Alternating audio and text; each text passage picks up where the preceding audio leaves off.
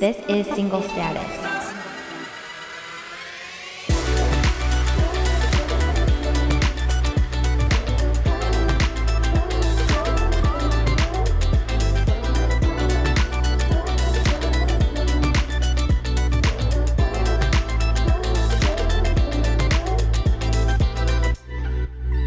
Hey, lovely people. Welcome back to the Single Status podcast. This is your host, Samantha Venue. And before we jump into the show today, I want to make sure that you like, subscribe, comment, share with a friend that you know this podcast would be encouraging to. This is how we grow. This is how we reach more people. So I would really appreciate it if you did those things. And I also would just love to hear from you. I'd love to hear your feedback. I'd love to hear what your thoughts are on the show so far, and if you want to hear any specific topics in the future. And also just a reminder to follow me on TikTok and Instagram at Samantha Venue, and that is in the show notes. I just want to make sure you can keep up with everything that's going on and our community of singles there to keep in touch. And we are going to jump into the episode. I have a really awesome guest today that I'm really excited about. Flores. I totally messed that up. So You Carlos is actually the producer of the Single Status podcast. Him and his amazing wife, Carolina Flores, are the owners of the production studio, and they have 3 amazing kids, and they're just like a powerhouse couple. So I'm so excited to interview Carlos today on the male perspective and his journey of singleness and just hearing your story. So thank you for being on the show. No, it's funny you asked me to be on the show as the producer. I'm normally behind the camera, but no. Yeah. Happy to be here and happy to share whatever wisdom or knowledge I can. And before we even hear your story, I think we need to know how you get this Valium in your hair. Well, there's this thing that's called a blow dryer. And you blow dry your Men, hair. listen up. And you put some pomade and some hairspray and boom. Wow, it's a Recipe very for nice success. Valium. Very nice Valium. Very shiny. So, men, if you need tips, go to Carlos' Instagram and ask him. Okay, so Carlos, tell us a little bit about yourself.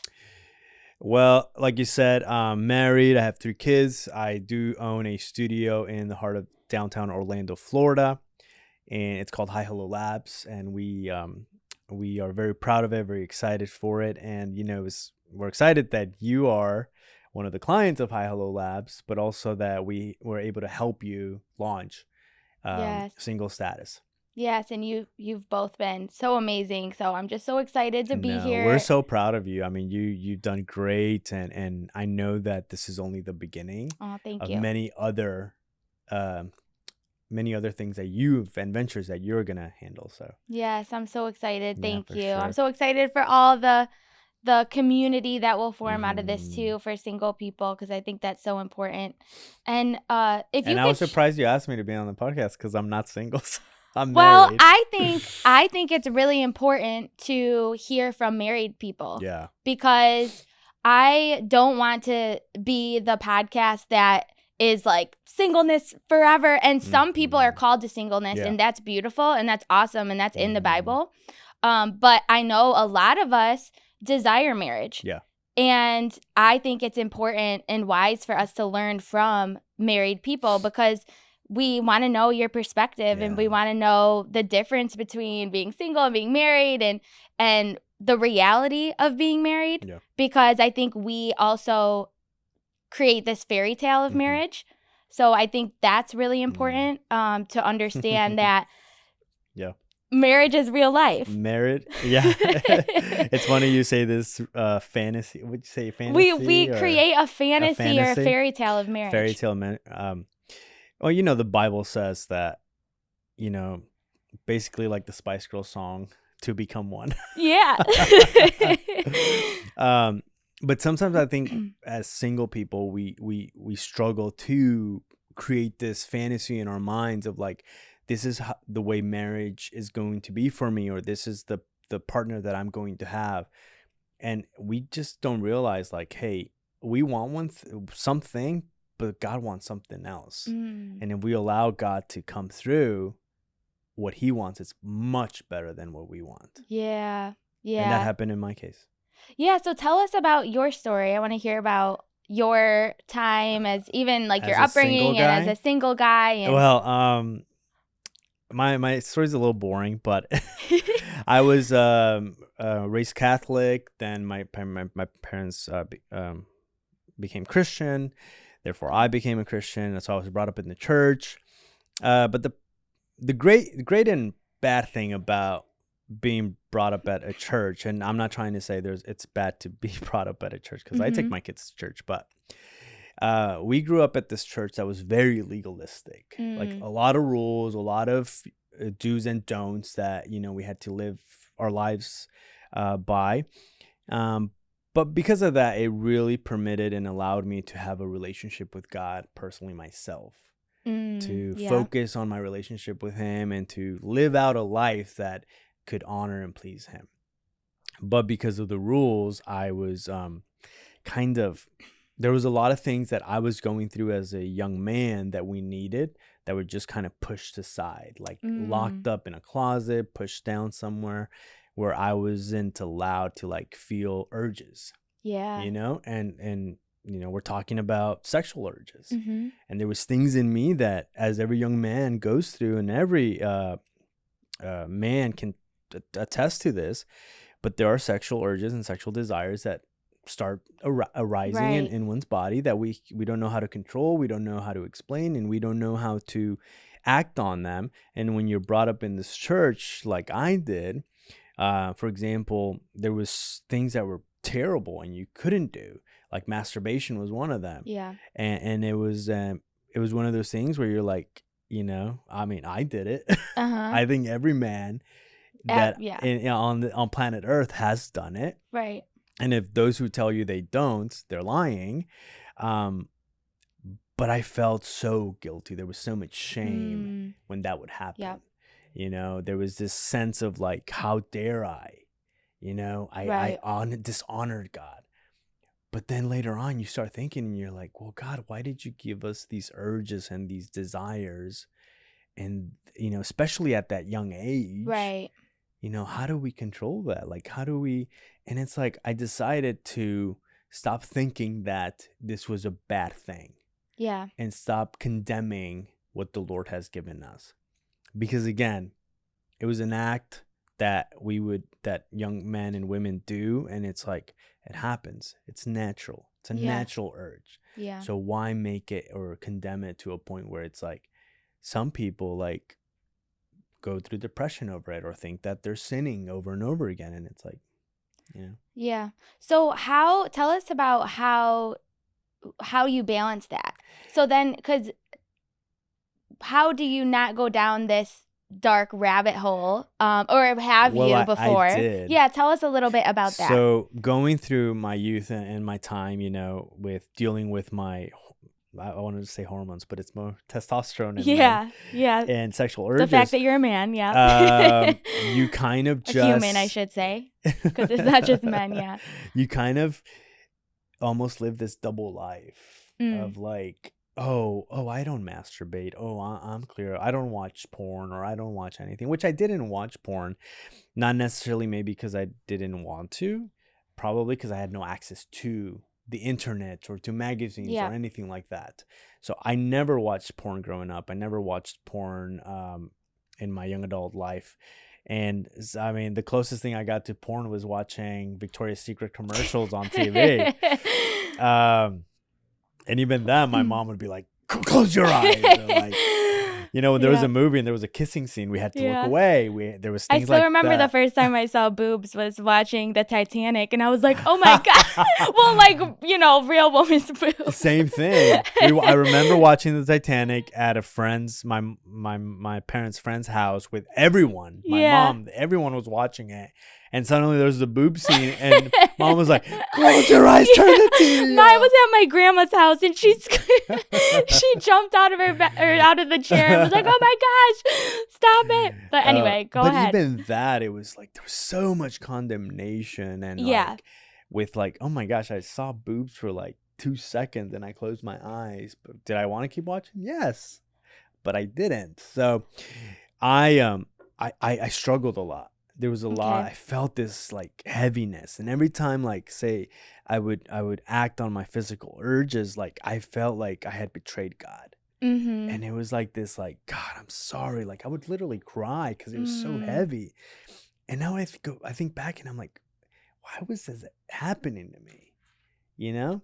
And all I can say was this, like, the religious spirit that was in this church that like literally made me feel like that was wrong.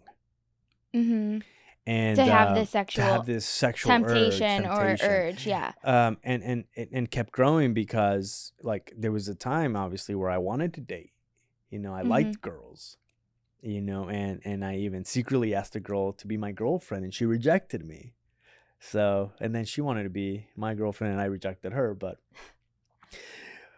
I knew that I couldn't. It wasn't allowed. Oh, we couldn't have a relationship. So it was almost like the church was telling you cannot do this, but not giving you a guidebook on how to deal with these urges, these natural urges and human wants. Exactly. It was almost like, and I've seen movie about how like all these sexual urges were like shunned by the church, and like if you feel this way, there's an evil spirit upon you, or there's something upon you, and it's like, no, it's called being human, biology, right?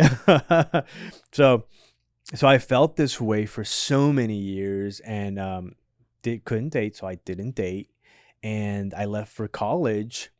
And what happens when you leave and you leave the bubble of where you're in?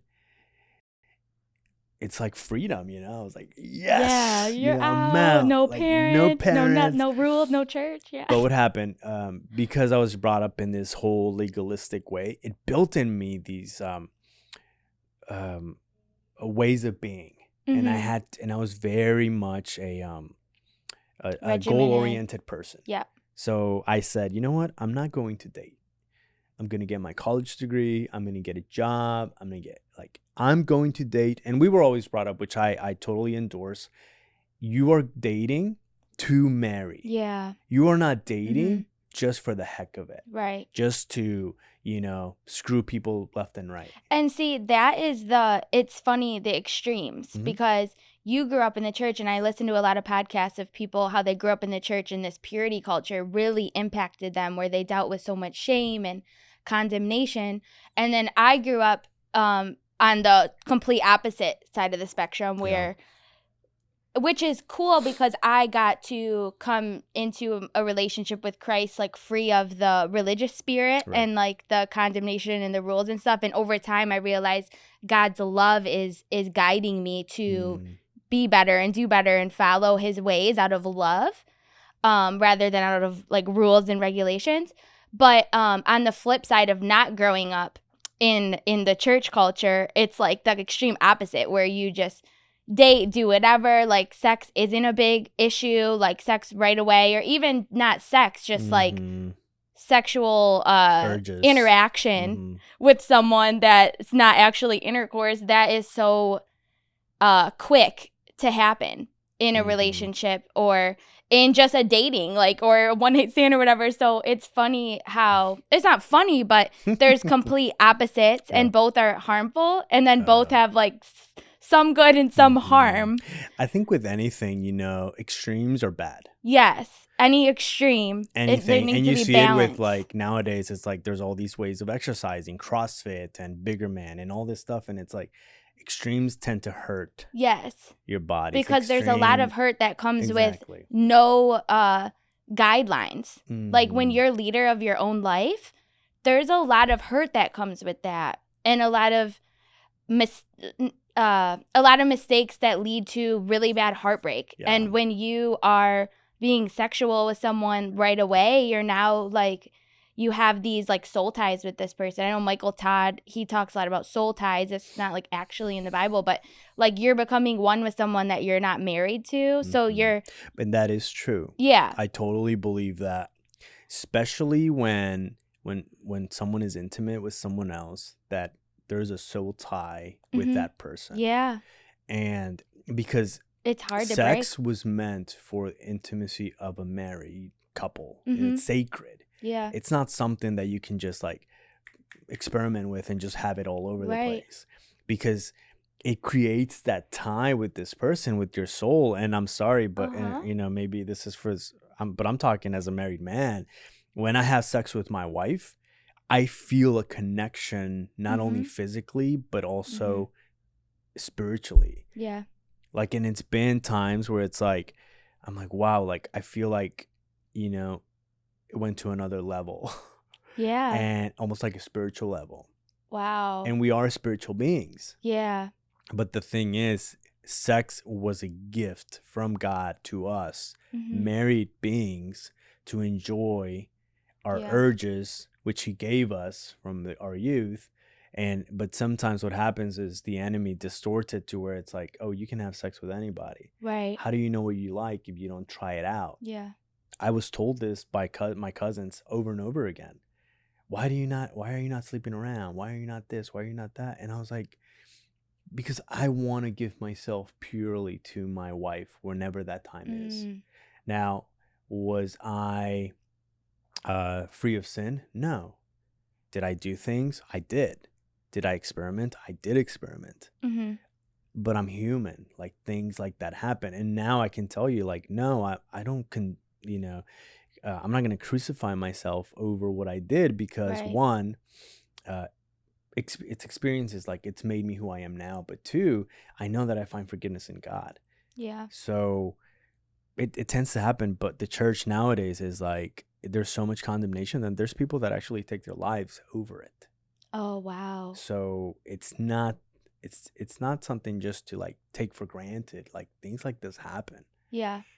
So Yeah. From my own experience with not waiting until marriage, I have noticed, and I know other people probably feel the same way, where when you're in a sexual relationship with someone and you don't have the covering of God or a commitment from a man, it can eat away at you. Even if he's a good guy, over time it just eats away at you not having that protection and that commitment from someone. Yeah. When you hear these girls or guys, when they break up and they're so devastated and, like, hurt, and they cry, Yes. why is that? Think about it. There's been a bigger tie than just Yeah. verbal. Right. Means that there's been physical contact in that relationship that has tied their souls together, that when they rip each other apart, it's so painful. Yes, and I've dealt with that If you wholeheartedly. didn't have that soul tie, Mm-hmm. breakups would be much So easier. much easier. Right. Before, and I know we're going to get to this, but before my wife, I dated my best friend, Mm-hmm. thinking, oh, best friends marry each other all the time, and it's not the case. Huh. And when Needs I to be broke more than friends. Yeah. and when I broke it up with her, it was so freeing to me, Hmm. because there was no soul tie between me and her. Yeah. And I was like, I was actually rejoicing that I was Wow. single. So tell us, because someone like me, that maybe didn't wait, has made a lot of mistakes with men, when it comes to starting out Yeah. properly Mhm. and setting the proper boundaries, Right. or someone that has Yeah. waited Mhm. and has done things the right way, like you, but although we all make mistakes, we Yeah, all, yeah. So what advice do you have for someone that is looking to change and set better boundaries, and how do you do that in dating? One thing, nobody is perfect. Mm-hmm. It doesn't matter if you waited or didn't wait. Like, you make mistakes. You and I make mistakes. You made different mistakes than I did, but I also made mistakes. Yeah. So I'm nobody to judge you and tell you, well, you're different. Right. Or you're less than me. No, we are the same. Right. So know that. Yes. One, know that there's no condemnation. No shame, no condemnation Even if you made in mistakes, Christ. there's always another day. Right. Start afresh. Right. That's one. Two, what I would say is, know where you want to end up. I knew that I wanted to be married Mm-hmm. and actually, because again, going back, I'm a goal-oriented person. By 27, I was like, I need to be married. So know where you want to end. Right. And build to that. Yeah. On the way to building it, you will astray, you will make mistakes, you will learn, you will fall, you will stand. I mean, just know that there is an ending, a final goal in life. I know you want to be married one day. Mm-hmm. So it's like, how do you work to that? 3, so after you set that, like, know where you want to be. 3 is like, start prepping for that. Start meeting people. Mm-hmm. Meeting people, having conversations with people is the way to like understanding who's out there. Yeah. Because you can't wait for your Prince Charming if you're tucked in your room. Right. So Right. how are you going to meet this person? Mm-hmm. Get out there. Right. Befriend people. Have community. Go to church if you want to meet them at church. Go to restaurants. Go to the movie theater. Go hang with people. Go to parties. Like, there's people that meet at clubs, and there's nothing wrong with that. Mm-hmm. I'm not saying go to clubs and like, go raving and whatnot, but get out there. Yeah. So, but know what you want when you get out there, and don't just go with the first person you meet. There's so many people out there that, have so many great qualities, but there's one person that God has for you. So how is that person gonna come about? Yeah. Let me give you my experience. Yes. If I may. Yes, please. I said, okay, during college, I was kissing everybody that I knew. Serial kisser on our hands. I was. I left the bubble I grew up in, and I was like, We're need to out meet here. girls. I'm gonna make out. I'm gonna kiss. So thankfully, I had a really nice car, and oh yeah, a guy with a nice car. A chick magnet. Yep. And girls generally, I'm a funny guy, so I think, and I'm really you got handsome, the hair, of course. So even though I was very skinny, very puny back in those years, and that's a little bit of insecurity that we can talk about. But I knew that like I had the attention of these girls, and they and I was a good listener, and they wanted to talk to me, and before you know it, we're kissing in my car, and I was loving it. Nobody knew about it because I knew, oh, this is not good. Yeah. And I felt bad every time because I was like, this girl is someone else's wife. And don't think it was just a kiss. It was like full on kissing. Yeah. So, but I enjoyed it and I lived it and I was fine with it. But I never told anybody. Wow. I never told my best friends, my accountability partners, because I knew I wasn't supposed to be doing it, but I was enjoying it. And that's when I realized, I was like, hey, listen, I have these urges. I need to let them out. Yeah. And I lived it and it was fine. So fast forward to me being a goal-oriented person and knowing, okay, I have to start dating because I want to marry soon. I had this girl, we were best friends. We told each other everything. We visited each other all the time. And we met in college. And she was one of the only girls that I never, ever crossed that line. Like, and people thought we were dating in college, but we weren't. We were just very close. She liked other guys. I liked other girls. We would share each other's likings and whatnot, but we never crossed that line. So when we separate, we move apart, then I'm like, I'm ready to date officially to marry. Again, going back, we date to marry, right? She, I asked her, I'm like, what do you think? And I was never attracted to her. She was cute, but I was never attracted to her. And then I said, what do you think? You want to start this? And she was very cautious of it. She's like, are you sure? Like, are you sure? And I didn't realize, but she was in love with me forever. And I had no idea. So we start dating, and she's older than me, which, again, I don't endorse men dating older women, but for some men it happens. Like my best friend, his wife is older than him, and they live a happily marriage. So yeah, I think it depends on the people. Depends on everybody. Yeah. I don't like it, and I don't suggest it, but if it floats your boat, do it. It probably depends on your age too. When you're younger, it's different. Anyway, maturity levels. That's all the word. It is. Yeah. So because my best friend's wife feels like she's 15 years younger than he, and he's an right. So it really. So that is probably true. So I'm dating this girl, and I think I don't endorse it because of my experience. Yeah. I'm dating my right. best friend. This She's one older girl. than me, and I start realizing like the amount of control, the amount of motherly spirit. And by the way, girls, don't mother your boyfriends. Like, Yeah. please, Right. your boyfriends want to feel, or which are gonna be your Like a potential man. husbands, like a man. Right. Like they're your protectors, your providers, all Yeah. that. So she starts mothering me and like very like controlling, and I'm like, whoa, I'm not liking this because I love my freedom. I love to be free, and I'm a free spirit, and I love to have fun, and I love to talk to girls, and I love to talk to people, and it was just like it was a switch, and I was like, man, I'm not liking this. Yeah. And then the physical started happening, and we got very physical very quickly, and it yeah. wasn't because I wanted to. Well, I wanted to, but it was just weird. It was like she wanted it more, and there was just other things and insecurity issues that were arising from her side that I was like, okay, I don't put that on me.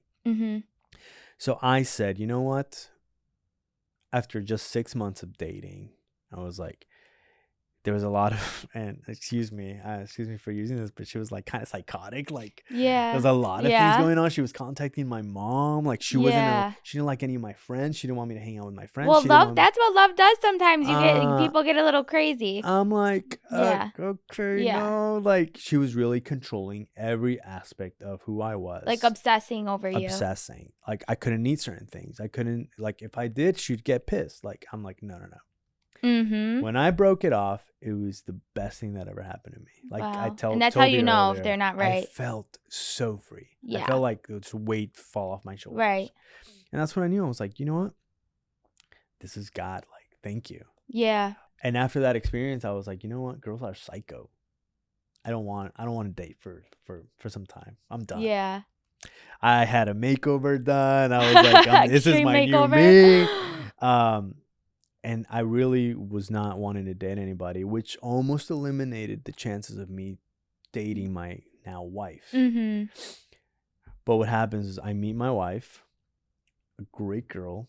Yes, she is amazing. And she was, anyway, I was hooked right on, but I was very scared. Yeah. I was like, okay, this is scaring me because it's giving me PTSD.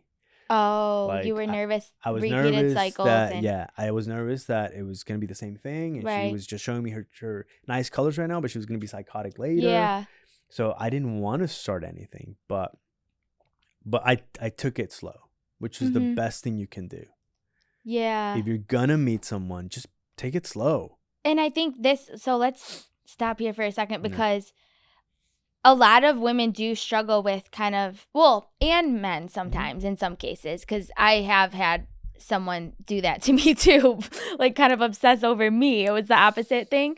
But I think the thing is when we don't have a relationship with the Lord and have the Lord first, it is so easy to make the person we're dating or the person we have a crush on or the person we're in a relationship with our God. Yeah. And it causes us to do crazy things. Yeah. Like stalk them and stalk their Instagram and where are you? What are you doing? And not want them to be out with their friends or not trusting anything they're doing. So I think that's the biggest thing is we need that relationship with the Lord. Yeah.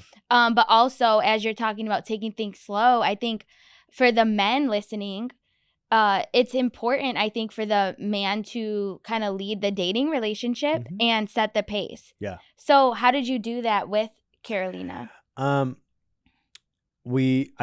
knew that I wanted to just get to know her. We just started being friends, but I loved being around her. So it was like, hey, do you want to meet for coffee? Hey, do you want to meet for this? Hey, do you want to meet for that? And I never went to her house alone. Okay. I protected that also out of respect for her family and her parents. So I was like, I want to honor things from every aspect of that I can think of. Yeah. Or that I would want my baby girl to be honored. Okay. So I really respected that. So I got to know her, and like you said, I did set the pace because I wanted to talk to her every day. I wanted to see her every day. But I also wanted my own things too. Right. Like, I wanted to go play basketball with my friends. I wanted to go to the gym still. I wanted to go to the movies by myself. I wanted to, go to Starbucks and read a book. I wanted to, and I was working a lot. I was traveling a lot. Yeah. So I wanted still my time. Yeah. And so she was great in respecting that. Yeah.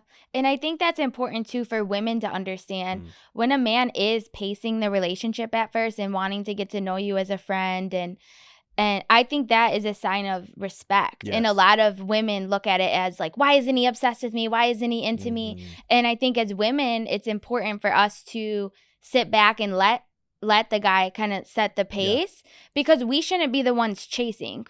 Exactly. Like, we should not be. And I don't think men like that either.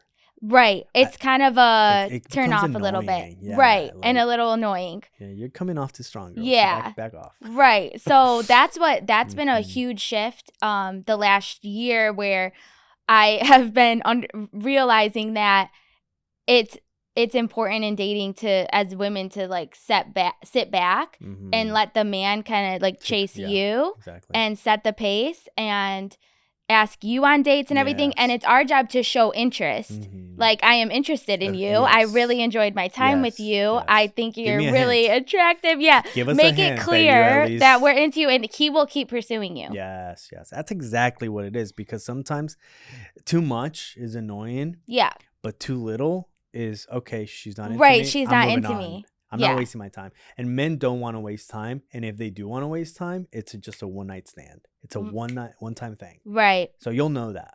Right. Exactly. With us, I knew that she was ready before I was. Okay. I knew that. Yeah. But I was like, I'm not going to sacrifice my sanity and where I am in the process for the sake of making her happy. Okay. And let me kind of dive into that a little bit, because I had just gotten off of a 6-month weird relationship. Yeah. And I was like, I don't want anybody in the first place. I want to be single. Yeah. And 2, I don't want to make the same mistakes. Right. So I wanted to take my time. Yeah. And she gave me that patience. So that attracted me to her. Okay. That was because if she would have been like, well, where is this going? Well, what are we doing? What are you playing with me? What are you doing with me? It's like, girl, just enjoy the process. Right. And she respected that of me. And there was only one conversation that I remember that we had. And I think, and it was a quick thing. And she just wanted to know. And I immediately like nipped it in the butt. And she said, are we just friends? I just said, my intentions are serious, but respect my time. And she's like, okay. Wow. Yeah. She took a risk on me, because she could have said, this guy wants nothing, I'm out. Yeah. But she waited, and she Yeah. enjoyed it as well. We were enjoying our time as friends. We were talking about everything from politics to ambitions to where we wanted to be in life. And that attracted me of her. She had a nonprofit during that time against human trafficking. That was attractive. I was like, man, she's ambitious. She's doing all these things on her own. So then, one thing happened, which was funny. I went back home for the holidays. I met up with some friends or I was going to meet with some friends. Within those friends was one of my exes. Oh.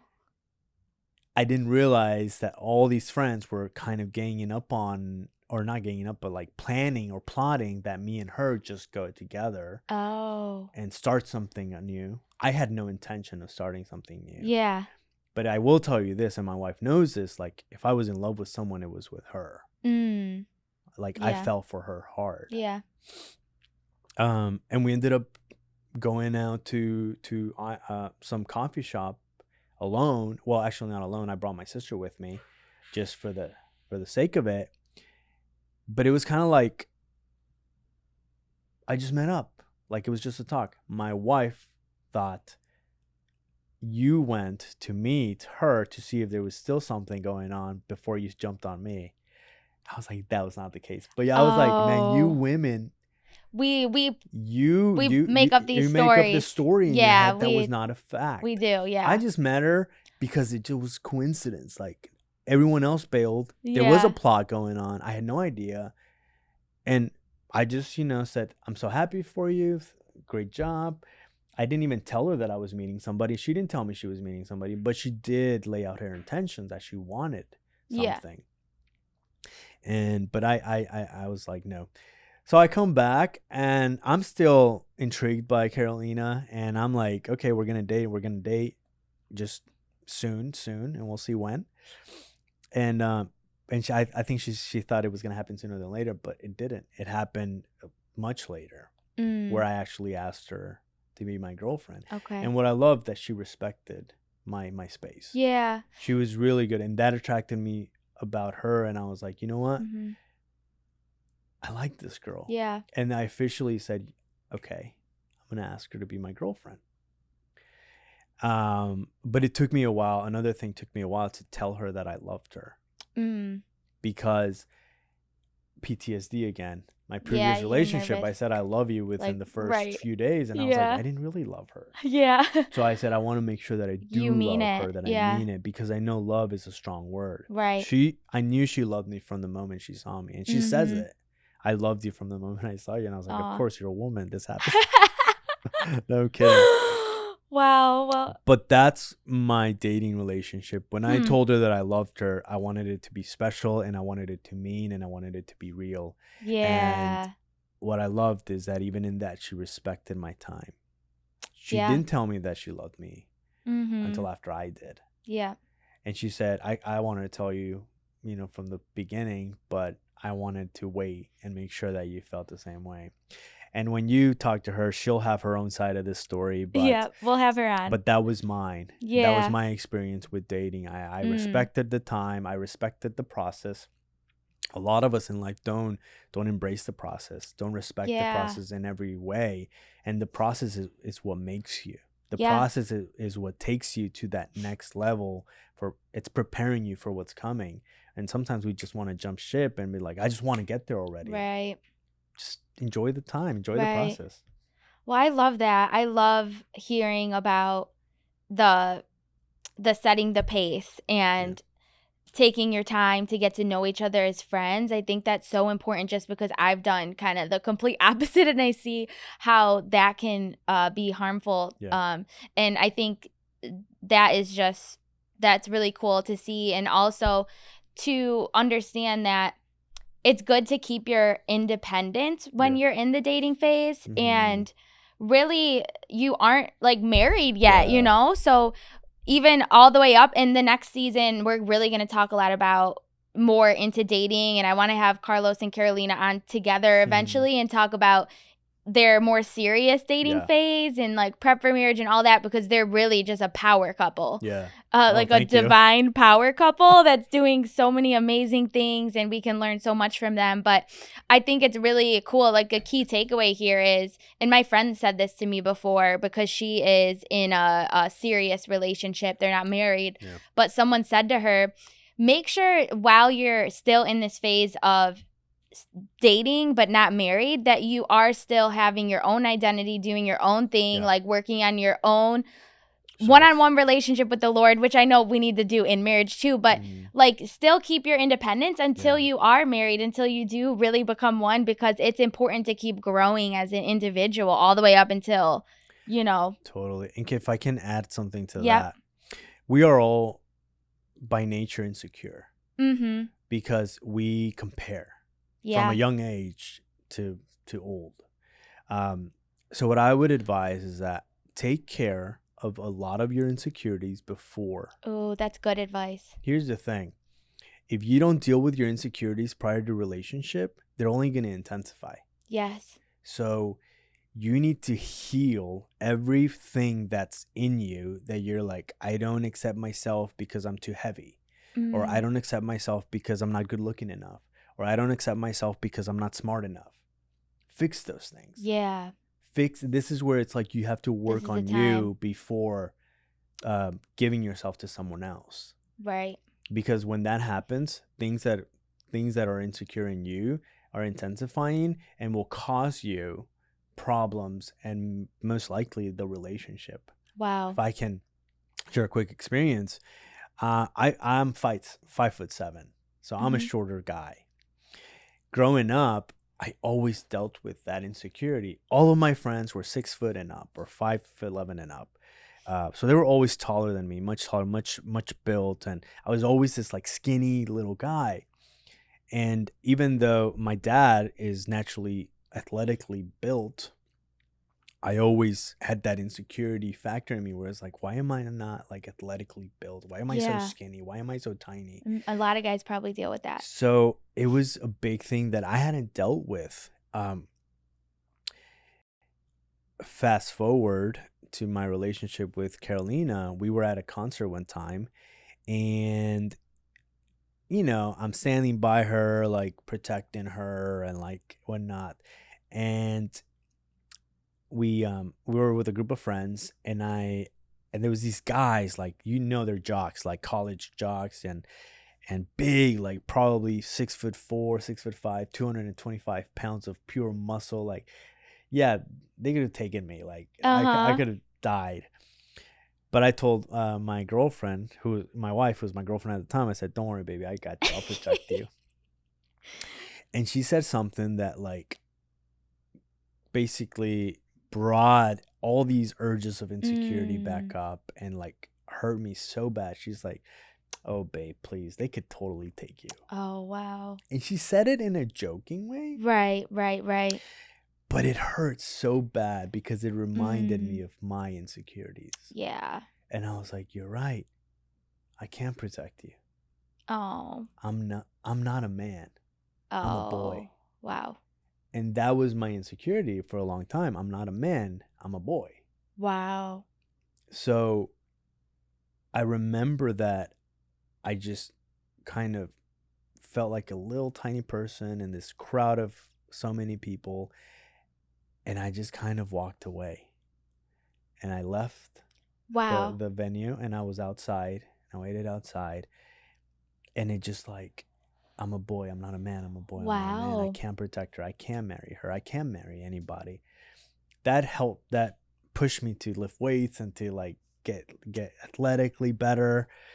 Because obviously I was 5'7", so I couldn't increase my height, but I could increase my muscle mass. And she didn't do it to hurt me or out of spite or anything, but it really triggered something huge in me. So I had to deal with that. So what did I do? I started hitting the gym. I started listening to podcasts on like masculinity. Okay. And like gaining my spiritual man, and like, who am I as a man? Who am I in God as a man? I'm not a boy. Right. I am a man. Yes. I am a provider. I am a protector. Yeah. And I dealt with that because I didn't want that to trickle down to my kids. Right.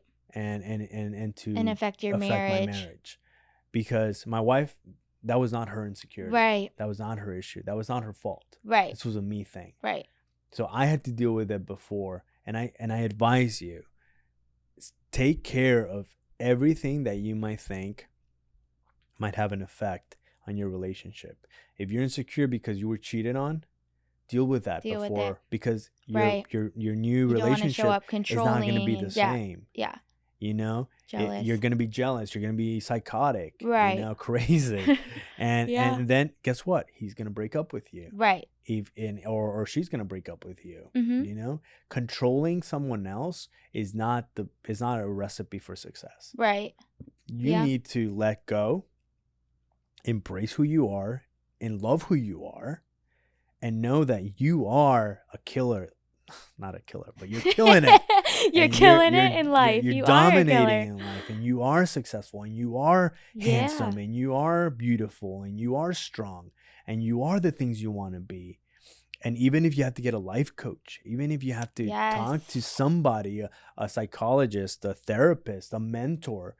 This conversation has been so good, and I love the wisdom you just spit at us because, yes, that is what I have been so focused on, especially this past year. I talk a lot about this break from dating, and it's because I realized there was repeat patterns that I was doing in relationships and boundaries I wasn't setting for myself, and there was things that I wanted to heal that I didn't want to show up in a future relationship. And when you just take that time for yourself and really focus in on what am I insecure about? Where do I need assistance? Like you said, do I need a therapist? Do I need to talk to a friend about this? Like studying what God says about us and really working on our identity as an individual. It is so important in this season. And yes, it all starts with the decision to make a decision to stop waiting around, stop waiting for someone to fix you, stop waiting for a relationship to start putting in the work,